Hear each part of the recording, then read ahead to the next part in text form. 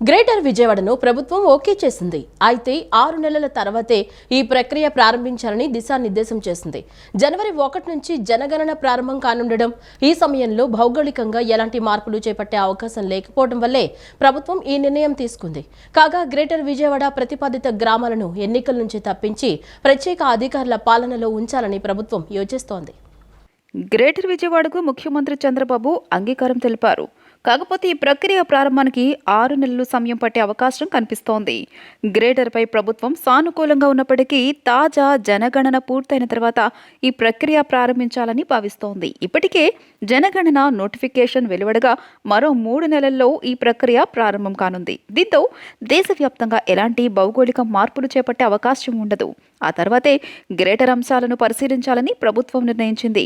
సెక్రటేరియట్లో సీఎం చంద్రబాబుతో సమావేశం అనంతరం మంత్రి నారాయణ ఈ విషయం వెల్లడించారు.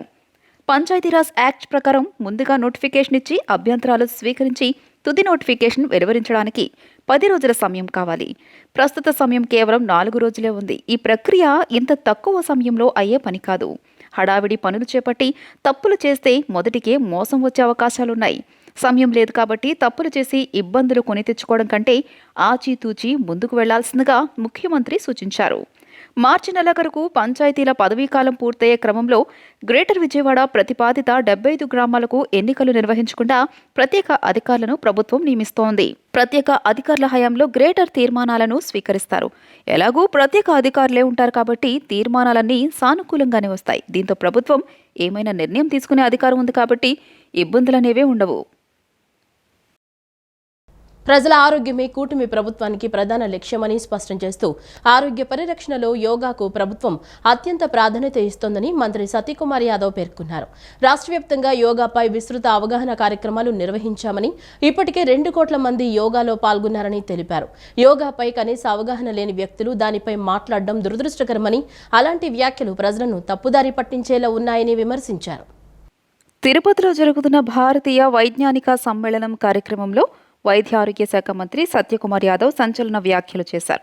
ప్రజల ఆరోగ్యమే కూటమి ప్రభుత్వానికి ప్రధాన లక్ష్యమని స్పష్టం చేస్తూ ఆరోగ్య పరిరక్షణలో యోగాకు ప్రభుత్వం అత్యంత ప్రాధాన్యత ఇస్తోందన్నారు.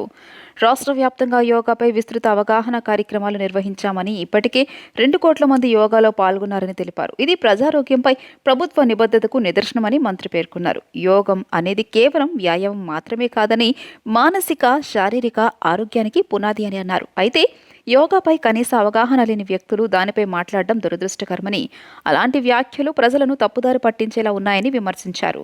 రాష్ట్రంలో అన్ని వ్యవస్థలను నిర్వీర్యం చేసిన వ్యక్తి జగన్మోహన్ రెడ్డి అని ఆరోపిస్తూ ఆయనకు ప్రజల ఆరోగ్యంపై, అభివృద్ధిపై ఏమాత్రం చిత్తశుద్ధి లేదని మండిపడ్డారు. రాష్ట్రం అభివృద్ధి బాటలో ముందుకు సాగుతుంటే జగన్ ఓర్వలేకపోతున్నారని మంత్రి సత్యకుమార్ యాదవ్ అన్నారు. కూటమి ప్రభుత్వం చేపడుతున్న అభివృద్ధి కార్యక్రమాలు, సంక్షేమ పథకాలు ప్రజల్లో విశ్వాసాన్ని పెంచుతున్నాయని, అదే జగన్కు అసహనంగా మారిందన్నారు. జగన్ చేస్తున్న వ్యాఖ్యలు పూర్తిగా అవగాహన రాహిత్యంతో కూడినదని, అవి రాజకీయ నిరాశను ప్రతిబింబిస్తున్నాయని విమర్శించారు. మానసిక స్థితి సరిగలేని వ్యక్తుల వ్యాఖ్యలను సమాజం గమనించి తగిన దూరం పెట్టాలని వ్యాఖ్యానించారు. ప్రజలు అన్నీ గమనిస్తున్నారని, ఎవరు రాష్ట్ర అభివృద్ధికి కృషి చేస్తున్నారో, ఎవరు అడ్డంకులు సృష్టిస్తున్నారో ప్రజలకు బాగా తెలుసన్నారు. జగన్ పగటి కలలు కంటున్నారని, 2.0 అంటూ మళ్లీ అధికారంలోకి వస్తానని ఊహల్లో జీవిస్తున్నారని ఎద్దేవా చేశారు. 2.0 కాదు, జగన్ వేసుకున్న ప్యాంటును కూడా ప్రజలు ఊడదీస్తారంటూ తీవ్ర పదజాలంతో విమర్శించారు. గత 5 సంవత్సరాల్లో జగన్ ప్రభుత్వం నిర్మించలేని మెడికల్ కాలేజీలను ఇప్పుడు కూటమి ప్రభుత్వం పూర్తి చేస్తుందని మంత్రి స్పష్టం చేశారు. ప్రజలకు మెరుగైన వైద్య సదుపాయాలు అందించడమే లక్ష్యంగా ప్రభుత్వం పనిచేస్తుందని చెప్పారు. మెడికల్ విద్యను బలోపేతం చేయడం ద్వారా గ్రామీణ పేద ప్రజలకు కూడా నాణ్యమైన వైద్యం అందుబాటులోకి తీసుకువస్తామని వివరించారు. వైసీపీ నాయకులు బెదిరింపులు, దౌర్జన్య రాజకీయాలు చేయడం వల్లే ప్రజలు ఆ పార్టీని కేవలం 11 సీట్లకే పరిమితం చేశారని అన్నారు. ప్రజాస్వామ్యంలో భయభ్రాంతులకు చోటు లేదని, ప్రజల తీర్పు తుది తీర్పు అని పేర్కొన్నారు. కోటి సంతకాల వ్యవహారంపై కూడా మంత్రి తీవ్రంగా స్పందించారు. కోటి సంతకాలు ఎవరు పెట్టారో అర్థం కావడం లేదని, వైసీపీ నాయకులు తప్ప ఇంకెవరూ కనిపించడం లేదని విమర్శించారు. Reactive treatment first approach to, we believe in predictive, promote yoga and thus take up predictive, preventive and wellness approach. That is the approach of government of Andhra Pradesh now under Narendra Modi ji and Honorable CM. As the Honorable PM said, yoga and traditional medicine belong to humanity. See the words, yoga and traditional medicine belong to humanity, but their roots are in India. That's how the traditional healers can become wellness ambassadors, preventive health educators, and cultural bridges between science and society. In conclusion, I would like to say respect tradition, apply science, protect patients, and empower healers. We are not choosing between tradition and technology, we harmonize both. With organizations like Vijnana Bharati, committed governments and scientific validation, we can build a healthcare system that is Indian in spirit and global in standard. Thank you for giving me an opportunity of meeting you all on this occasion. I look forward working with you, more particularly those who are in this field in our state of Andhra Pradesh. Soon we'll be having a meeting and we'll find a way forward to promote Ayush institutions and also traditional healing in state of Andhra Pradesh. Thank you. Namaskar.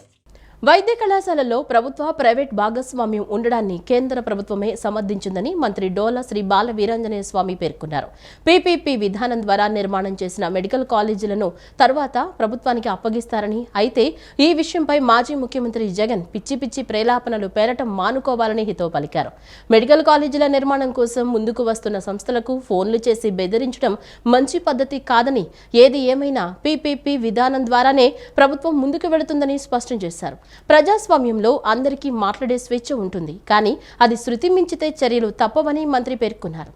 Medical కాలేజీల్ని public private partnership నిర్మిస్తాం. ఈ సంస్థలో చేస్తామంటే కేంద్ర ప్రభుత్వం కూడా ఇది మంచి విధానం దీన్ని జరిగింది. మేము ఒకటే చెప్తా ఉన్నాం, ఈ విధానంలో నిర్మాణం చేసిన తర్వాత పూర్తిగా ప్రభుత్వానికి ఇస్తారు. ఇది ప్రభుత్వానికి ఉంది. మాజీ ముఖ్యమంత్రి ఫోన్లు చేసి మరీ సంస్థలు బెదిరిస్తా ఉన్నారు. నువ్వు ఎన్ని పిచ్చి పిచ్చి వేషాలు వేసినా మేము ఈ విధానం పూర్తిగా ముందుకు తీసుకెళ్తాం, చేస్తామండి. పరిశీలన చేసుకుంటా ఉండొచ్చు, ఈయన ఫోన్లు చేశారంట అన్నారు. ఏది ఏమైనా పీపీపీ విధానాలు మేము ముందుకెళ్తామండి. ప్రజాస్వామ్యంలో స్వేచ్ఛ ఉంది. ఏ రాజకీయ పార్టీ చేసుకోవచ్చు, నాయకుడు పుట్టినరోజు చేసుకోవచ్చు, అన్నీ చేసుకోవచ్చు. కానీ శృతి మించితే చూశారు, ఏదో ఒక ఫోటోలకి ఫ్లెక్సీలు కట్టి జంతు బలి చేయడం, హల్ చేయడం, వేటకత్తులు ప్రదర్శించడం, ఇవన్నీ దేనికి చిహ్నం? ఇది ప్రజాస్వామ్యంలో ఇలాంటి వాటికి తావులేదు. అలాంటివి కనుక ఉంటే చర్యలు తీసుకుంటాం. ఆరోగ్యకర జీవితంతో పాటు కాలుష్యరహిత భవిష్యత్తుకు సైకిల్ సవారీ దోహదం చేస్తుందని జిల్లా కలెక్టర్ డాక్టర్ జి లక్ష్మీషా అన్నారు. సంపూర్ణ ఆరోగ్యాన్ని సొంతం చేసుకోవడంతో పాటు భావితరాలకు కాలుష్యరహిత పర్యావరణాన్ని వారసత్వ సంపదగా అందించేందుకు ప్రతి ఒక్కరూ సైక్లింగ్ను హాబీగా మార్చుకుని ముందుకు వెళ్లాలని సూచించారు. ఆరోగ్యకర జీవితంతో పాటు కాలుష్యరహిత భవిష్యత్తుకు సైకిల్ సవారీ దోహదం చేస్తుందని చిన్నారులు, యువత సైక్లింగ్ను ఓ ఆనందకర అలవాటుగా చేసుకుని శారీరక, మానసిక ఆరోగ్యాన్ని సొంతం చేసుకోవాలని జిల్లా కలెక్టర్ డాక్టర్ జి లక్ష్మీషా అన్నారు. జిల్లా క్రీడా ప్రాధికార సంస్థ ఆధ్వర్యంలో fit India on Sunday cycle run కార్యక్రమం నగరంలోని డాక్టర్ బిఆర్ అంబేద్కర్ స్మృతి వనం వద్ద జరిగింది. ఇందులో భాగంగా కలెక్టర్ లక్ష్మీషా సైక్లింగ్ను జెండా ఊపి ప్రారంభించడంతో పాటు 50 మందికి పైగా చిన్నారులతో పాటు క్రీడా శాఖ అధికారులు, సైక్లింగ్ అసోసియేషన్ సభ్యులతో కలిసి Benz circle, polyclinic road, PB Siddhartha కళాశాల, రెడ్ సర్కిల్ మీదుగా దాదాపు 9 కిలోమీటర్లు సైక్లింగ్ చేశారు. ఈ సందర్భంగా కలెక్టర్ లక్ష్మీషా మాట్లాడుతూ శారీరక ఆరోగ్యం ఎంత ముఖ్యమో మానసిక ఆరోగ్యము అంతే ముఖ్యమని, సంపూర్ణ ఆరోగ్యాన్ని సొంతం చేసుకోవడంతో పాటు భావితరాలకు కాలుష్యరహిత పర్యావరణాన్ని వారసత్వ సంపదగా అందించేందుకు ప్రతి ఒక్కరూ సైక్లింగ్ను హాబీగా మార్చుకుని ముందుకు వెళ్లాలని, ఓ మంచి అలవాటు ఎన్నో విజయాలకు సోపానమవుతుందని పేర్కొన్నారు. అందుకే అవగాహన పెంచుకుని సైక్లింగ్ను అభిరుచిగా మార్చుకోవాలని కలెక్టర్ లక్ష్మీషా పిలుపునిచ్చారు. కార్యక్రమంలో డిఎస్డిఓ కాకర్ల కోటేశ్వరరావు, జిల్లా సైక్లింగ్ అసోసియేషన్ సభ్యులు సుగుణరావు, కోచ్ రాహుల్ తదితరులు పాల్గొన్నారు. సీఎం చంద్రబాబు ఆధ్వర్యంలోని కూటమి ప్రభుత్వం ఉద్యోగుల సంక్షేమానికి కట్టుబడి ఉందని మంత్రి గొట్టిపాటి రవికుమార్ స్పష్టం చేశారు. విశాఖలోని సిఓఈఈటీ భవనంలో ఏపీఈ పీడీసీఎల్ ఉన్నతాధికారులతో మంత్రి గొట్టిపాటి సమీక్ష నిర్వహించారు. ఈపీడీసీఎల్ పరిధిలో విధి నిర్వహణలో ప్రాణాలు కోల్పోయిన ఉద్యోగుల కుటుంబాలకు చెందిన 34 మంది అర్హులకు కారుణ్య నియామక పత్రాలను అందజేశారు. ఏపీఈపీడీసీఎల్ సిఓఈఈటీ భవనంలో విద్యుత్ శాఖలోని అర్హులైన 34 మందికి కారుణ్య నియామక పత్రాలను ఇంధన శాఖ మంత్రి గొట్టిపాటి రవికుమార్ శనివారం అందజేశారు. ఈ సందర్భంగా మంత్రి గొట్టిపాటి రవికుమార్ మాట్లాడుతూ విధి నిర్వహణలో ప్రాణాలు కోల్పోయిన ఉద్యోగుల కుటుంబాలకు కూటమి ప్రభుత్వం అండగా నిలుస్తుందన్నారు. గత 18 నెలల కాలంలో 287 మంది అర్హులైన అభ్యర్థులకు కారుణ్య నియామకాలు కల్పించడం ద్వారా ఆయా కుటుంబాలకు భరోసా ఇచ్చినట్లు పేర్కొన్నారు. సౌరశక్తిని ప్రోత్సహిస్తూ గతంలో విద్యుత్ లేని గ్రామాలు, గిరిజన ఆవాసాలకు వెలుగులు నింపుతున్నామని మంత్రి తెలియజేశారు. వ్యవసాయ రంగానికి అత్యంత ప్రాధాన్యత ఇస్తున్నామని, వ్యవసాయ విద్యుత్ కనెక్షన్ల మంజూరులో ఎలాంటి ఆలస్యం జరగకుండా అధికారులు చర్యలు తీసుకోవాలని ఆదేశించారు. విద్యుత్ శాఖలో మానవ తప్పిదాల వల్ల జరిగే ప్రమాదాలను నివారించేందుకు కఠిన చర్యలు తీసుకోవాలని మంత్రి ఆదేశించారు. ఈ సందర్భంగా ఏపీఈపీడీసీఎల్ అధికారులు అభివృద్ధి చేసిన కొత్త యాప్ గురించి సీఎంటీ పృథ్వీతేజ్ ఇమ్మడి మంత్రికి వివరించారు. చేయగలిగితే ఇంకా ఎక్కువ ఫండ్స్ మన రాష్ట్రానికి తెచ్చుకోగలుగుతాం, ఇంకా చాలా పెద్ద ఎత్తున కార్యక్రమాలు చేసుకోగలుగుతాం. సూర్య గారిని ముఖ్యమంత్రి గారు పదే పదే చెప్పమని చెప్తున్నారు. ఎక్కడికెళ్ళినా ప్రచారం చేయండి. ప్రచారం చేయడమే కాదు, ప్రతి గ్రామంలో కూడా 10 నుంచి 15 ఏళ్ళకి ముందు పెట్టించాలి. పెట్టించిన తర్వాత మనం మాట్లాడేది కంటే వర్క్ చేస్తే వర్కే స్పీక్ చేసింది, అదే స్పీక్ చేసింది. ఆ ఫలితాన్ని ప్రజలకు తెలిస్తే కనుక వాళ్ళే ముందుకు వచ్చి పెట్టుకుంటారు. మనం ఏం చెప్పి మాట్లాడి చెప్పినా కాదు, ముందు 10 ఏళ్ళకి పెట్టించమని చెప్తా ఉన్నారు. అదొకటి. రీసెంట్ గా మనం పిఎం సూర్య గారు కుసుమ్ తీసుకున్నాం, అది కూడా టెండర్లు అయిపోయినాయి, తొందరలోనే స్టార్ట్ చేస్తాం. ఎన్ని కనుక అయితే కనుక డే టైం పవర్ అంతా కూడా మనం బ్యాటరీ స్టోరేజ్ తీసుకున్నాం, కొత్తగా పిఎస్పీ తీసుకుంటాము. చాలా విప్లవాత్మకమైన మార్పులు వస్తున్నాయి. ఈ మధ్య కాలంలో నేను మన సిపిడిఎస్ఎల్ సహాయ సహకారాలతోటి ఒక చోట ఎస్టీ తండాలు ఉంది ఫారెస్ట్ లో. ఎక్కడ కూడా అక్కడ పవర్ లైన్స్ వేయడానికి ఫారెస్ట్ లో ఒప్పుకోట్ల. మొట్టమొదటి ఎస్టీ తండాలు చెంచులు అంటారు. చెంచులు గూడెల్లో దాదాపు 650 మందికి ఇళ్లకి సోలార్ బ్యాటరీ కాకుండా ఇది బ్యాటరీ ఎనర్జీ తోటి వాళ్ళ సపోర్ట్ చేశారు. మనం ఎలా ఉన్నా వాళ్ళ రీచ్ అవ్వడం సరే 2 గంటలు మన కారులో జీప్ లో వెళ్ళాల్సింది, కార్లు కూడా పోవన్నమాట. నెక్స్ట్ మంత్ కృష్ణా జిల్లా ఉంగుటూరు మండలం చిన్నవుట్టుపల్లి వద్ద భారీగా తరలిస్తున్న గంజాయిని స్పెషల్ ఈగల్ టీం పోలీసులు పట్టుకున్నారు. ఈగల్ ఇన్స్పెక్టర్ రవీంద్ర సమాచారం మేరకు హనుమాన్ జంక్షన్ సిఐ మరియు ఆత్కూరు ఎస్ఐ నేతృత్వంలో ప్రత్యేక బృందాలు నిఘా పెట్టాయి. ఈ తనిఖీల్లో భాగంగా సుమారు 180 కేజీల గంజాయిని తరలిస్తున్న 5 స్మగ్లర్లను పోలీసులు అదుపులోకి తీసుకుని వారి వాహనాలను స్వాధీనం చేసుకున్నారు. కృష్ణా జిల్లా ఉంగుటూరు మండలం చిన్నవుటపల్లి వద్ద భారీగా తరలిస్తున్న గంజాయిని స్పెషల్ ఈగల్ టీం పోలీసులు పట్టుకున్నారు. ఆత్కూరు పోలీస్ స్టేషన్లో ఏర్పాటు చేసిన మీడియా సమావేశంలో గన్నవరం డీఎస్పీ చలసాని శ్రీనివాస్ ఈ వివరాలను వెల్లడించారు. ఒరిస్సా సరిహద్దు ప్రాంతాల నుండి కర్ణాటకకు గంజాయి అక్రమ రవాణా జరుగుతుందన్న ఈగల్ ఇన్స్పెక్టర్ రవీంద్ర సమాచారం మేరకు హనుమాన్ జంక్షన్ సీఐ మరియు ఆత్కూరు ఎస్ఐ నేతృత్వంలో ప్రత్యేక బృందాలు నిఘా పెట్టాయి. ఈ తనిఖీల్లో భాగంగా సుమారు 180 కేజీల గంజాయిని తరలిస్తున్న 5 స్మగ్లర్లను పోలీసులు అదుపులోకి తీసుకుని వారి వాహనాలను స్వాధీనం చేసుకున్నారు.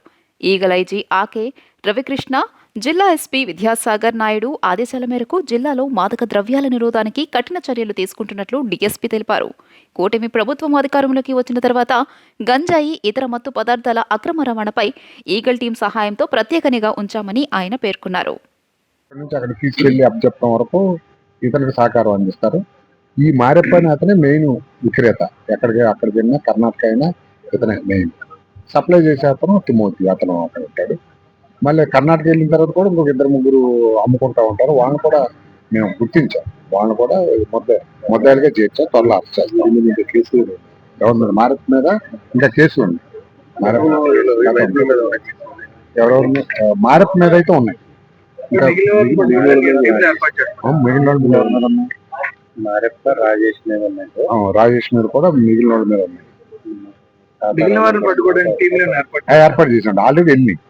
ఆల్రెడీ ఒరిస్సా ఒక టీం వెళ్ళింది. అని కూడా పట్టుకుంటాం. ఇన్ఫర్మేషన్ ఉంది, పట్టుకుంటాం. రాజధానిలో ప్లాట్ల రిజిస్ట్రేషన్ ప్రక్రియ కొనసాగుతోందని ఏపీ పురపాలక శాఖ మంత్రి పి నారాయణ తెలిపారు. గతంలో 90 మంది రిజిస్ట్రేషన్ చేసుకునేవారని ఇప్పుడు 10 నుంచి 30 మంది రిజిస్ట్రేషన్ చేసుకుంటున్నారని వెల్లడించారు.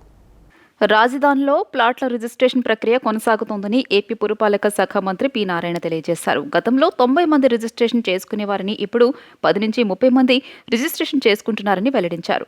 రిజిస్ట్రేషన్ చేసుకోమని ప్రతి ఒక్కరికి ఫోన్ చేసి మరీ చెబుతున్నట్లు తెలియజేశారు. కొంతమంది విదేశాల్లో ఉన్నారని, కొంతమంది మంచి రోజు చూసుకుని చేసుకుంటామని, కొంతమంది అభివృద్ధి చెందిన తర్వాత చేసుకుంటామని కారణాలు చెబుతున్నారన్నారు.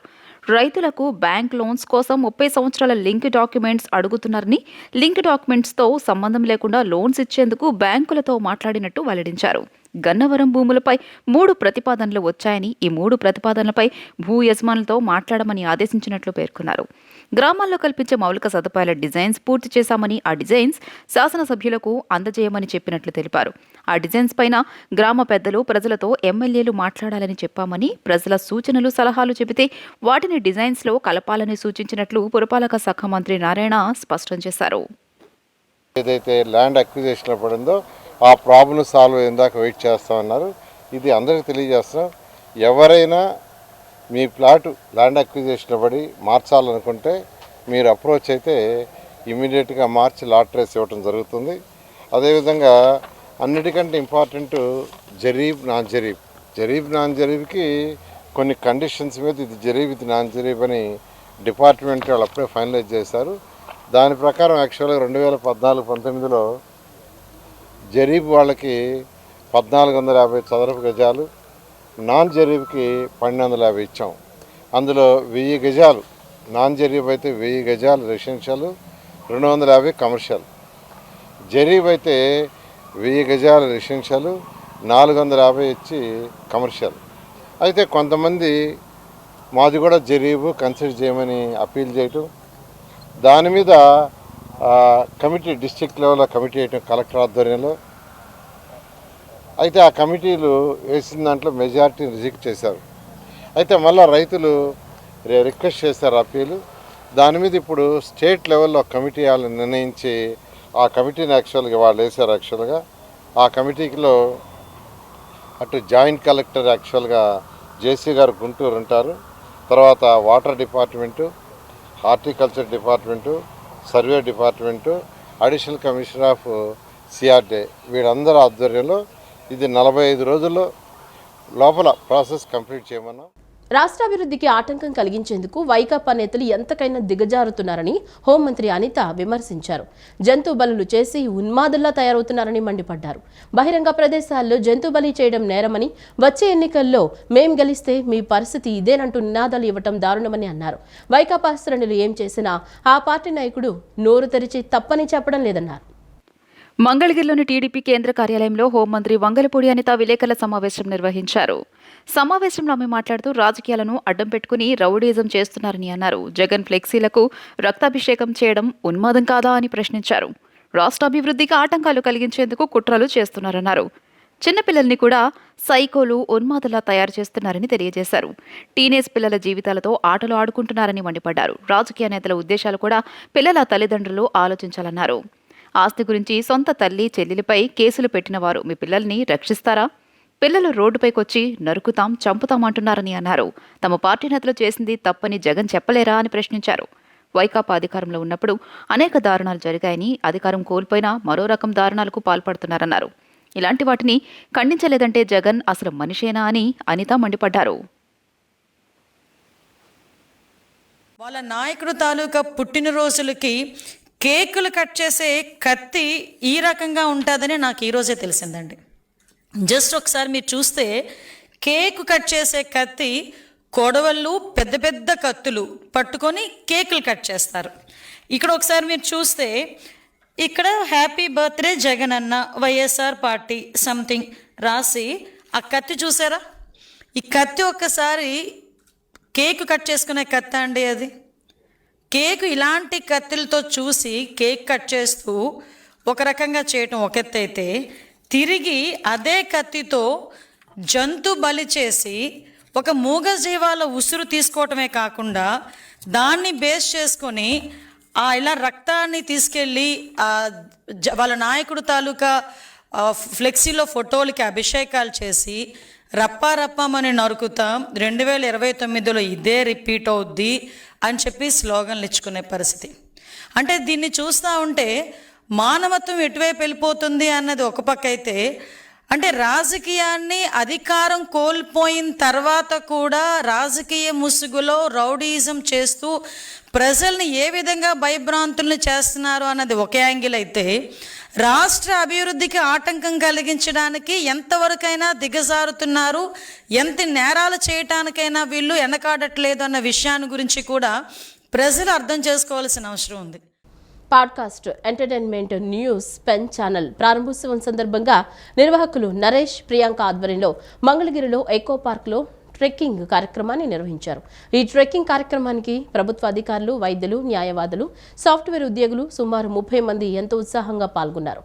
ఈ సందర్భంగా podcast entertainment news pen YouTube channel నిర్వాహకురాలు ప్రియాంక మాట్లాడుతూ ప్రజలకు విజ్ఞానం, వినోదం, సమాచారాన్ని అందించాలనే ఉద్దేశంతో ఈ ఛానల్ను ప్రారంభిస్తున్నామని తెలిపారు.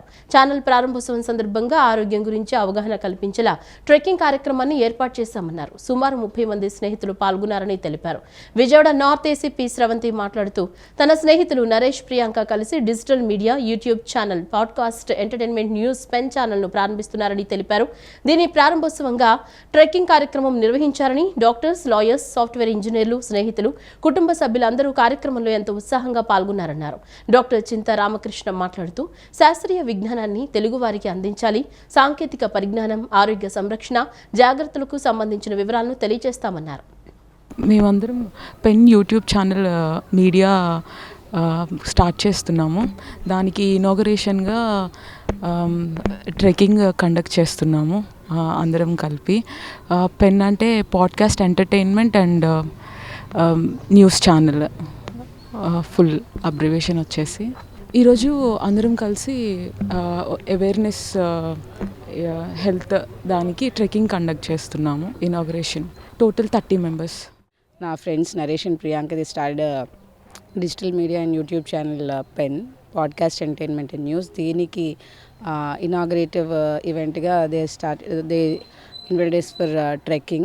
13 members, friends and మొత్తం అందరూ పరిచయస్తులు అందరూ కూడా వచ్చాము. Like different walks of life, doctors, lawyers, అలాగే గవర్నమెంట్ ఎంప్లాయీస్, సాఫ్ట్వేర్, మొత్తం అంతా ఫ్రెండ్స్ అందరూ షోయింగ్ సపోర్ట్ టు పెన్.